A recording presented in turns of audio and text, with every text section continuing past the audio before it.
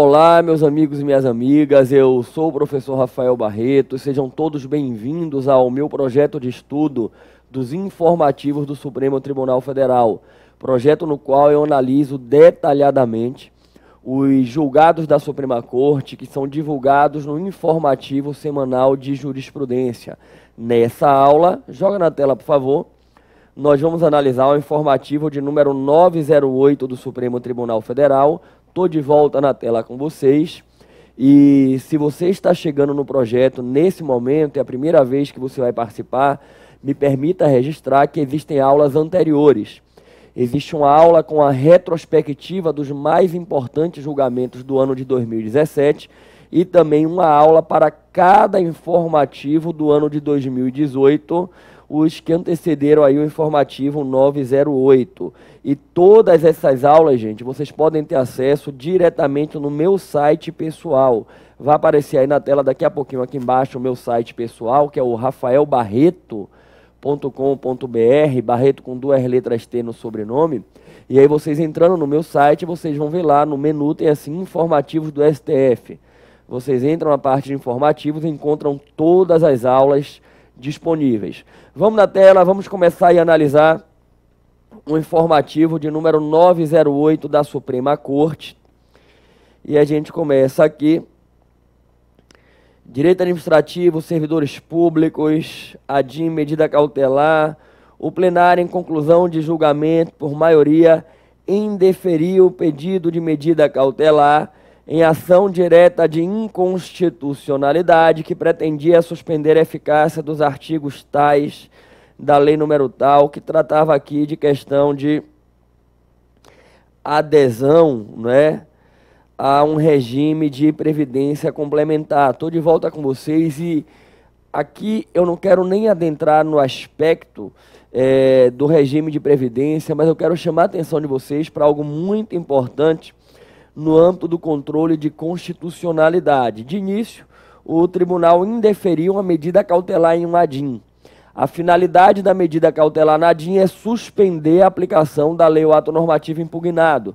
Se ele indeferiu, ele manteve. E a pergunta que eu faço é a seguinte: o indeferimento de uma medida cautelar é dotado de eficácia vinculante? O Supremo Tribunal Federal tem entendimento que quando ele defere uma medida cautelar nas ações de controle concentrado, a decisão tem efeito vinculante.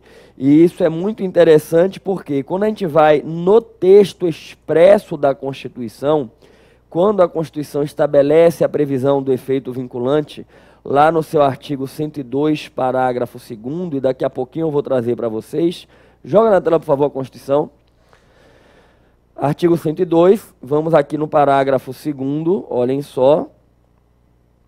As decisões definitivas de mérito terão efeito vinculante. Estou de volta. Apesar do texto constitucional indicar que a decisão definitiva tem efeito vinculante, o tribunal construiu, pela sua jurisprudência, que a decisão que defere a medida cautelar também tem. E isso é muito importante por quê? Porque viabiliza o cabimento da reclamação constitucional. Não sei se você se recorda que quando há o descumprimento de uma decisão do Supremo dotada de efeito vinculante, a parte interessada pode ajuizar uma reclamação constitucional indicando o descumprimento daquela decisão que é paradigma.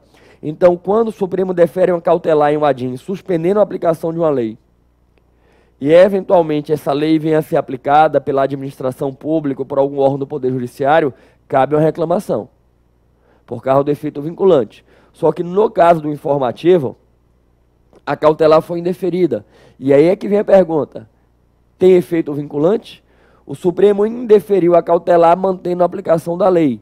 Se num caso concreto algum magistrado afastar a aplicação da lei, exercendo controle difuso, caberia uma reclamação, e o Supremo entende que o indeferimento de cautelar não é dotado de efeito vinculante, ok? Fique muito atento quanto a isso. O indeferimento da cautelar não tem o efeito vinculante, portanto não viabiliza o cabimento da reclamação. Vamos voltar na tela com o informativo que eu quero chamar a atenção de vocês para outra coisa importante. Aqui o julgado tem a notícia do que foi que aconteceu, da edição da lei. Aí olha só que coisa bem interessante. O deferimento da liminar representaria a indevida manipulação de opção normativa do parlamento. Ao Supremo Tribunal Federal, à semelhança do que ocorre com as demais cortes constitucionais, cabe exercer o papel de legislador negativo. É sua a relevante função de extirpar do ordenamento jurídico normas incompatíveis com a lei maior, devendo exatamente por esse motivo atuar com parcimônia. Estou de volta. Isso é algo muito importante no âmbito do controle de constitucionalidade. O atuar com parcimônia, que é a expressão que apareceu aqui, que revela o que se denomina na doutrina dever de autocontenção. Ou, para usar a terminologia estrangeira, a terminologia americana, que é onde muito se desenvolveu esse tema, é a chamada self-restraint. Self-restraint ou autocontenção. E aí é importante a gente compreender que o Poder Judiciário, no exercício do controle de constitucionalidade, atua como legislador negativo, não como legislador positivo, e deve atuar com self-restraint, com autocontenção. Vamos lá, preste atenção. Não é dado ao Poder Judiciário exercer a função de legislador positivo, editar as leis. Essa é uma função que é tipicamente atribuída ao Poder Legislativo. Apenas em situações pontuais a gente tem realmente função normativa no âmbito do Poder Judiciário, quando os tribunais elaboram regimento interno, quando o CNJ edita atos de conteúdo normativo, o TSE também, regulamentando a aplicação da lei eleitoral, mas de uma maneira geral, se o Judiciário atua como legislador positivo, ele está usurpando a função do Poder Legislativo, está violando a conformidade funcional. Não sei se você lembra, tema, interpretação constitucional. Subtema, princípios de interpretação constitucional. Um dos princípios que regem a interpretação é justeza ou conformidade funcional. Pelo princípio da justeza ou conformidade, não é dado ao intérprete subverter o modelo organizatório da Constituição, a justeza da Constituição. Então, se o Supremo interpretar no sentido de que ele poderia ser um legislador positivo, ele está violando a conformidade funcional da Constituição. Ele é o legislador negativo. O que é isso? Ele nega a lei que foi feita. Legislador negativo, ele nega a validade daquela lei que foi feita. E nega a validade por quê? Porque contraria a Constituição. Agora, em atenção à independência e harmonia dos poderes, a declaração de inconstitucionalidade tem que ser a última opção. Se houver alguma maneira interpretativa de manter a aplicação da lei, deve-se adotar a técnica da interpretação conforme e manter a lei. Você deve ter autocontenção no sentido de prestigiar a opção legislativa. E por quê? O Judiciário dá a última palavra sobre a validade constitucional, mas não dá a única, gente. É preciso prestigiar o entendimento dos demais poderes, que também fazem controle de constitucionalidade preventivamente. Uma lei aprovada no parlamento foi aprovada nas comissões de Constituição e Justiça, sancionada pelo presidente, ela é entendida como constitucional, que se o presidente entende que é inconstitucional, ele deveria vetar. E aí tem um caso emblemático de self-restraint no Tribunal Constitucional Espanhol, que eu quero partilhar com vocês. É um tema bem polêmico na teoria constitucional, que é a questão da liberação do aborto imotivado até o final do 3º mês de gestação. O Tribunal Constitucional Espanhol teve que julgar a validade da lei feita lá na Espanha, que autorizou o aborto imotivado até a 12ª semana, até o final do 3º mês de gestação. E o julgamento estava empatado, e aí coube ao presidente da corte desempatar. E o presidente da corte ele decidiu da seguinte maneira: olha, dá para ver como o tema é polêmico do ponto de vista da teoria constitucional.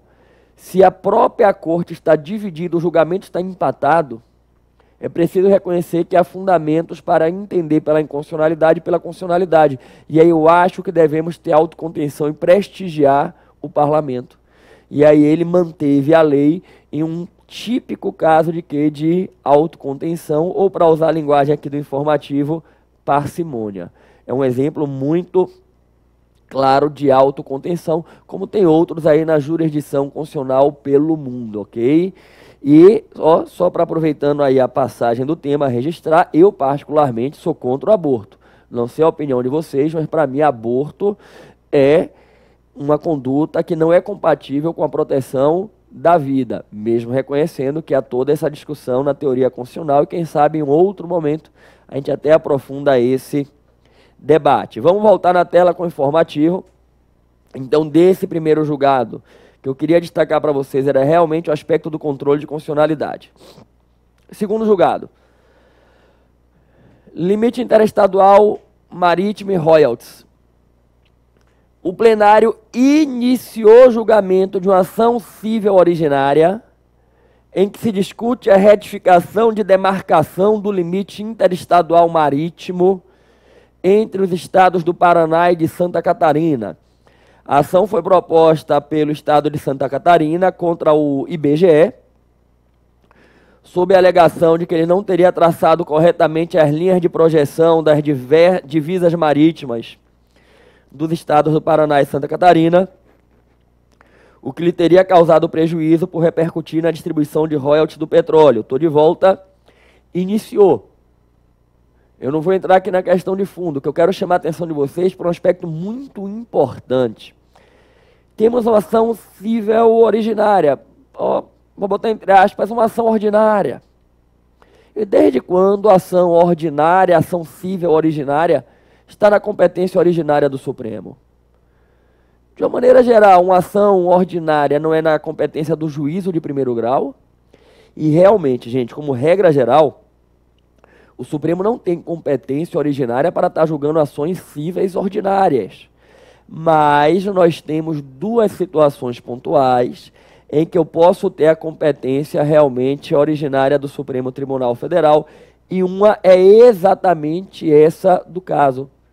É a questão que envolve conflito federativo. Vamos voltar na Constituição, está aqui no artigo 102, joga na tela, inciso 1, processar e julgar originariamente.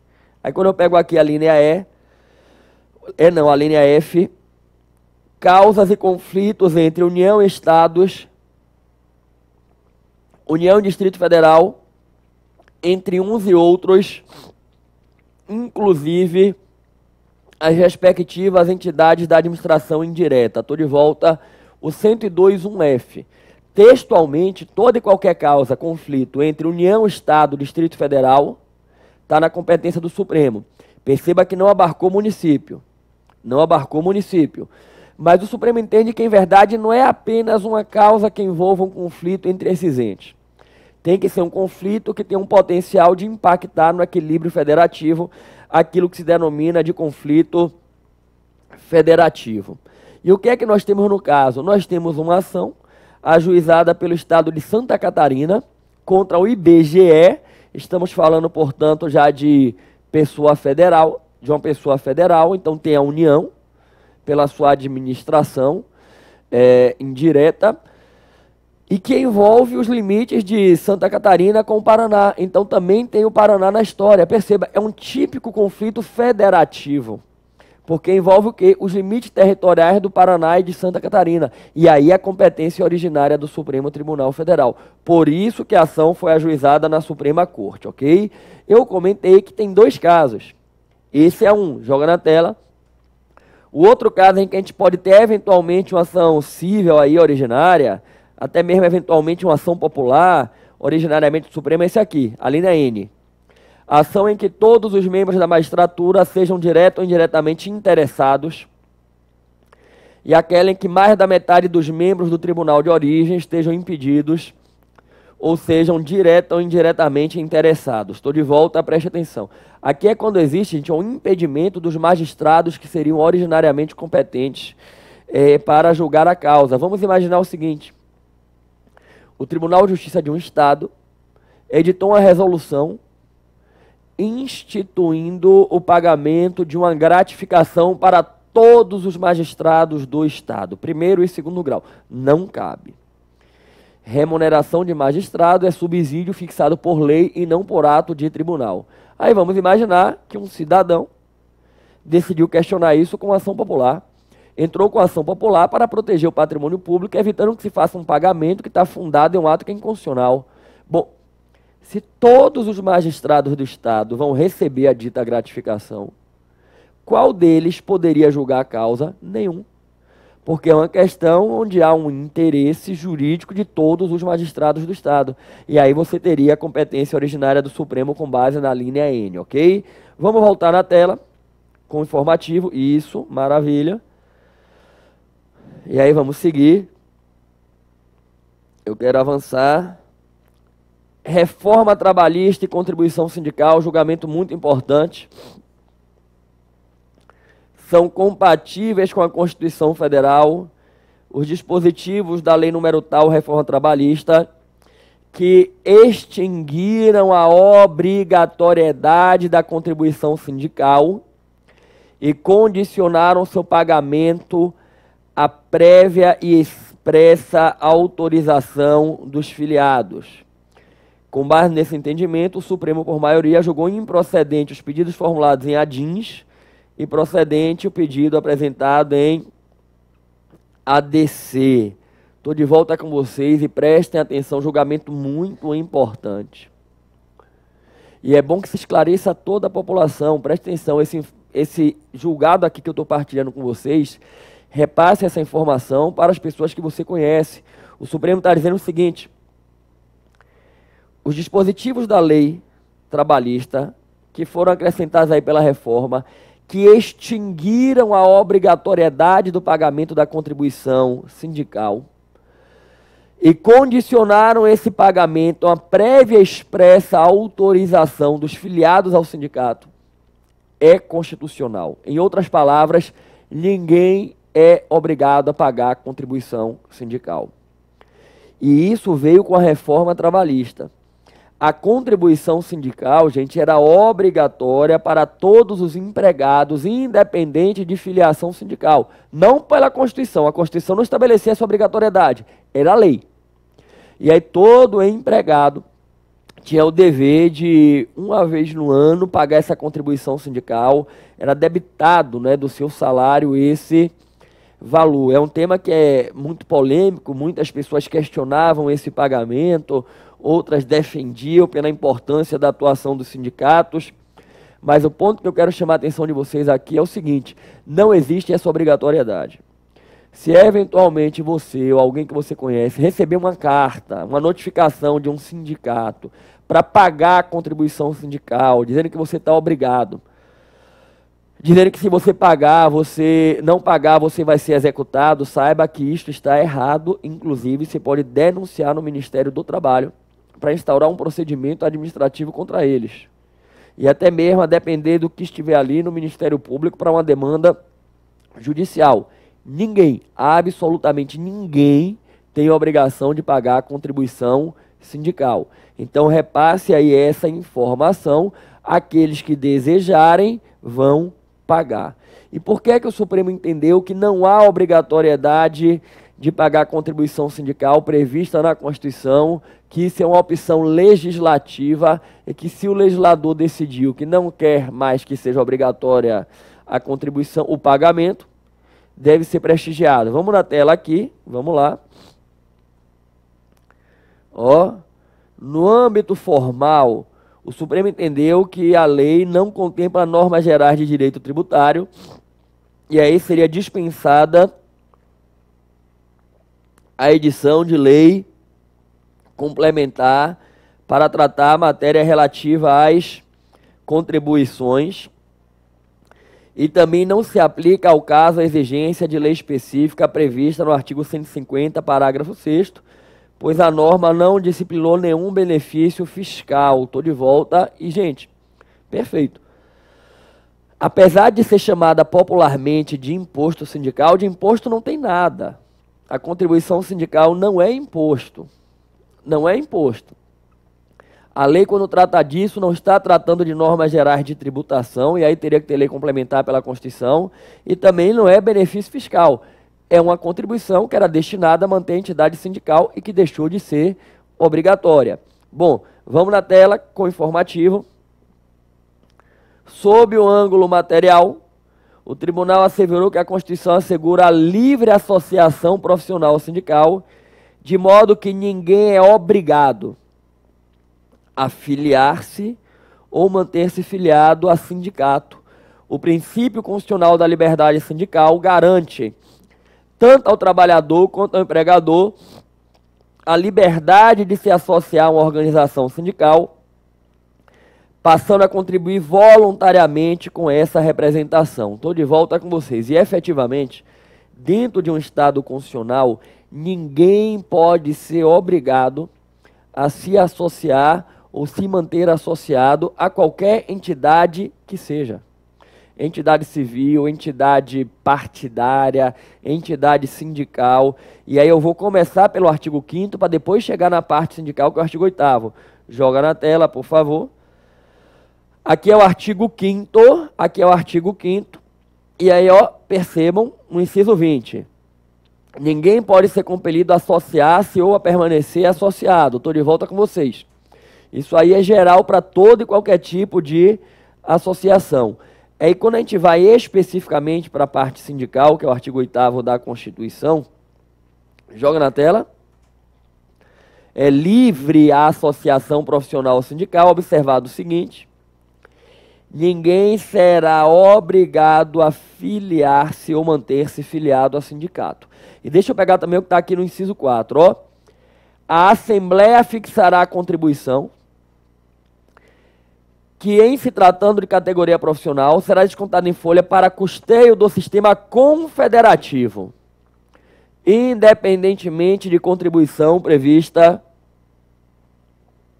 em lei. Estou de volta. O que a Constituição estabelece sobre contribuição é: a Constituição autorizou a Assembleia da entidade sindical a criar uma contribuição para custeio da confederação, do sistema confederativo, que é a entidade sindical de grau superior, e que só poderá ser cobrada dos filiados. Em relação à contribuição para custear sindicato e não sistema confederativo, a Constituição não definiu. Vamos jogar na tela. Ela colocou assim: e essa contribuição para manter as confederações independe de contribuição prevista em lei. Estou de volta. E essa contribuição prevista em lei, que é a contribuição sindical que estava prevista na CLT como obrigatória para todos, independente de filiação, e deixou de ser obrigatória. Então não tem nada, absolutamente nada na Constituição que estabeleça uma obrigatoriedade de pagar a contribuição para manter sindicato. Vamos voltar na tela com o informativo. Aí prosseguiu. A contribuição sindical não foi constitucionalizada no texto magno. A Constituição não criou, vetou ou obrigou a sua instituição legal. Aí segue. Não se pode admitir que o texto constitucional, de um lado, consagre a liberdade de associação, sindicalização e expressão, e de outro, imponha uma contribuição compulsória a todos os integrantes das categorias econômicas e profissionais. A discussão a respeito do modelo de gestão sindical a ser adotado no Brasil é eminentemente política, cujo protagonista é o Congresso Nacional. O STF deve ser autocontido, de forma a respeitar as escolhas políticas do Legislativo. Estou de volta de novo aí a ideia da autocontenção, né? Da autocontenção. Vamos voltar no informativo para finalizar esse julgado e seguir. Tem mais um ponto aqui para destacar, ó. A nova sistemática leva a um novo pensar da sociedade sobre como lidar com as categorias econômicas e trabalhistas e com as formas de atuação na sociedade, sem depender necessariamente do Estado. Os sindicatos passarão a ser sustentados por contribuições voluntárias, do mesmo modo que as demais associações. Estou de volta, ou seja, paga quem quer. Aquele que não quiser pagar absolutamente nada para sindicato, não vai pagar, ok? Voltemos na tela para seguir no informativo. Aí tem aqui, ó, seguindo no informativo. Primeira turma. Na configuração de crime militar, observa-se a data do evento delituoso, considerado neutro o fato de autor estar licenciado. Aqui não tem o que aprofundar muito, não. Agora um julgado aqui sobre honorários. É válido o fracionamento dos honorários advocatícios em litisconsórcio simples facultativo, por se tratar de cumulação de ações com o mesmo pedido. Com base nesse entendimento, a turma, por maioria, deu provimento a um agravo regimental extraordinário para reconhecer que a individualização dos honorários advocatícios, proporcionalmente à fração de cada um dos litisconsortes facultativos, não ofende o artigo 100, parágrafo 8º da Constituição. Estou de volta com vocês. E para que vocês possam compreender o artigo 100, parágrafo 8º, e aí eu vou trazer para vocês daqui a pouquinho, né? Cadê aqui? Deixa eu ver. Vamos com ele na tela, por favor. Ó, artigo 100, parágrafo 8º. Veda. É vedada a expedição de precatório complementar ou suplementar de valor pago, bem como fracionamento, repartição ou quebra do valor da execução para fim de enquadramento de parcela do total do que dispõe o parágrafo 3º, que é chamado obrigação de pequeno valor. Ó, o disposto nesse artigo relativamente à expedição de precatório não se aplica ao pagamento de obrigação definida em lei com um pequeno valor. Estou de volta para você entender. Os débitos da fazenda decorrentes de condenações judiciais devem ser pagos por precatório. E por quê? Para que você entenda. Olha, se Caio entra com ação contra Mévio, e Mévio é obrigado a pagar 50 mil reais a Caio, Caio manda o juiz entrar na conta bancária de Mévio e bloquear 50 mil reais, porque Mévio tinha 50 mil reais na conta. Perfeito, execução. Só que quando o devedor é o Estado, a coisa é um pouco diferente. Por quê? Porque o Estado não tem dinheiro, ele não é dono de dinheiro. Ele é gestor de um dinheiro que é nosso. E para que exista controle sobre a gestão desse nosso dinheiro, tudo que o Estado faz com o nosso dinheiro tem que ser objeto de quê? De legalidade e publicidade. E é por isso que vem a ideia da lei orçamentária, da gestão orçamentária. Toda e qualquer despesa pública tem que estar previamente divulgada em uma lei, que é a lei orçamentária. Presta atenção. Vamos imaginar que eu ganho hoje uma ação contra o Estado é obrigado a me pagar 50 mil reais. Na verdade, eu gerei uma despesa pública. O Estado agora tem uma despesa pública de 50 mil reais comigo. E não tem como entrar na conta do Estado bloquear 50 mil para me pagar. Por quê? Porque essa despesa pública não está prevista em lei. Então, quando a gente ganha uma ação contra o Estado, a gente ganha o direito de que o nosso crédito seja inserido na lei orçamentária. Só que a lei orçamentária agora é só para o exercício seguinte. Então a gente ganha uma espécie de título de crédito. Eu tenho um título de crédito. E esse título é o precatório. O precatório é o título que materializa o meu crédito e tem que ser encaminhado ao chefe do Poder Executivo para, quando encaminhar o projeto de lei para o parlamento, colocar aquela dívida. Essa é a ideia. Então, quando você ganha um precatório, você tem uma certeza, não vai receber no exercício financeiro. Vai receber no exercício seguinte ou até mesmo no outro, a depender do tempo em que se formou o precatório. Só que vem a Constituição e diz assim, peraí, não segue o regime de precatório aquilo que for definido em lei, joga na tela o parágrafo 3º, ó, como obrigação de pequeno valor. O regime de precatório não se aplica ao pagamento de obrigação definida em lei como de pequeno valor. Estou de volta para que você entenda. Obrigação de pequeno valor não precisa seguir o regime de precatório entrando na lei orçamentária para um exercício seguinte. De uma maneira geral, obrigação de pequeno valor é pago dentro do próprio exercício num prazo curto, conforme previsto na lei da unidade federativa. Quando a Constituição coloca definido em lei, é lei do Estado ou do município. Por exemplo, pode ser que aí no seu município tenha a previsão que considera-se como obrigação de pequeno valor para fins de pagamento aquilo que não exceder 2 salários mínimos, que deverão ser pagos num prazo de 90 dias. Se tiver assim, se for uma dívida do município de até 2 salários mínimos, o credor vai executar e o município vai pagar dentro de 90 dias. No estado da Bahia, se minha memória não estiver ruim e não tiverem mudado a lei, até 20 salários é definido como pequeno valor e o prazo de pagamento é 90 dias. Então, com essa contextualização, deixa eu lhe trazer a questão dos honorários. Presta atenção. O cliente ele tem um valor que supera o que é obrigação de pequeno valor. Vou usar aqui o parâmetro do estado da Bahia. Vamos imaginar que o cliente ganhou uma ação de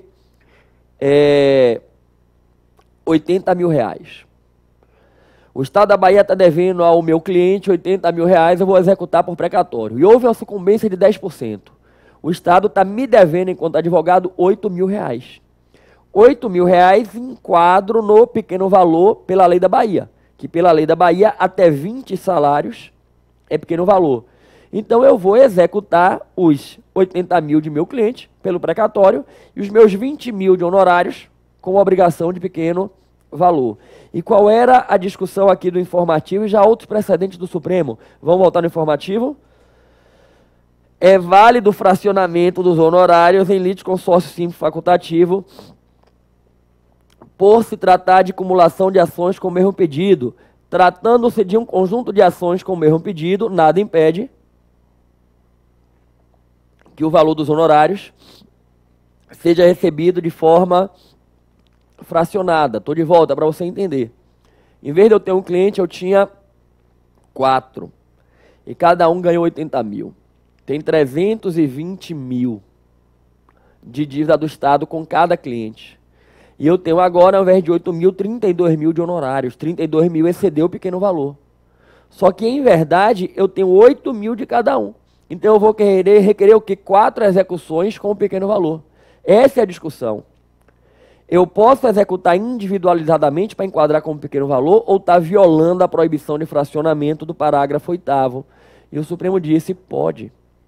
No caso de litisconsórcio simples, facultativo, que na verdade é uma junção de autores no polo ativo por uma opção do advogado em acordo ali com seus clientes. Ao invés de entrar com 4 ações, eu vou entrar com ação só.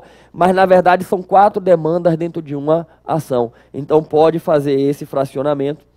É isso que o Supremo Tribunal Federal aqui mais uma vez afirmou. Vamos voltar no informativo. Maravilha. E aí, ó, reclamação de diligências em residência de parlamentar. Aqui uma decisão da segunda turma, julgando procedente uma reclamação para invalidar a ordem de busca e apreensão e determinar a inutilização e desentramento dos autos de todas as provas obtidas por meio da referida diligência, ordenada por juiz de primeiro grau em imóvel funcional ocupada por senadora da República, em desfavor de seu cônjuge. A turma entendeu usurpada a competência do Supremo para processar e julgar originariamente nas ações penais comuns os membros do Congresso. Estou de volta para que você compreenda. Foi determinada a medida de busca no imóvel funcional de uma senadora por um magistrado de primeiro grau e o Supremo entendeu que, como o senador, a senadora tem competência criminal junto ao Supremo, a ordem de busca teria que partir do Supremo Tribunal Federal e aí ele invalidou essa decisão, ok? Bom, gente, sobre o informativo de número 908, essas considerações que eu queria trazer. O que é que nós vimos nesse informativo? Que o deferimento de uma cautelar em ações de controle tem efeito vinculante, mas o indeferimento não. A gente viu que o Supremo, assim como as demais cortes constitucionais, exerce um papel de legislador negativo e deve atuar com autocontenção, com parcimônia no exercício do controle de constitucionalidade. A gente viu que compete ao Supremo julgar as causas que veiculem conflito federativo entre estados da federação. Santa Catarina, Paraná estavam litigando. A gente viu que os dispositivos da reforma trabalhista que retiraram a obrigatoriedade do pagamento de contribuição sindical são constitucionais. A gente viu que ninguém é obrigado a se filiar ou se manter filiado a sindicato e que é válido o fracionamento de honorários advocatícios para executar com obrigação de pequeno valor quando é um litisconsórcio simples e facultativo, ok? É chegado o momento aí de finalizar esse nosso encontro. E aí, se você está chegando pela primeira vez, eu queria te fazer um convite que eu faço todas as aulas aos amigos que participam, que é o seguinte: colocar na agenda para na semana que vem a gente se encontrar de novo comentando o próximo informativo do Supremo Tribunal Federal. Semanalmente, o Supremo divulga o informativo de jurisprudência e eu divulgo a aula comentando o informativo. Basta você ir lá no meu site pessoal, se tiver como, bota de novo aí para o pessoal, ó, o meu site pessoal, vai aparecer aqui embaixo, que é o rafaelbarreto.com.br, e lá vocês vão encontrar todas as aulas de informativos, ok? E no mais, queria te pedir que, se você tiver gostado, divulgasse o projeto, divulgue esse projeto para fazer com que as pessoas tenham acesso a esse projeto e possam evoluir nos seus estudos, ok? A minha missão como professor é ajudar as pessoas e eu lhe peço que me ajude a ajudar. Queridos, muito obrigado pela atenção, que Deus abençoe profundamente a vida de vocês, que vocês tomem posse da graça de Deus, não deixem a graça passar. Valeu!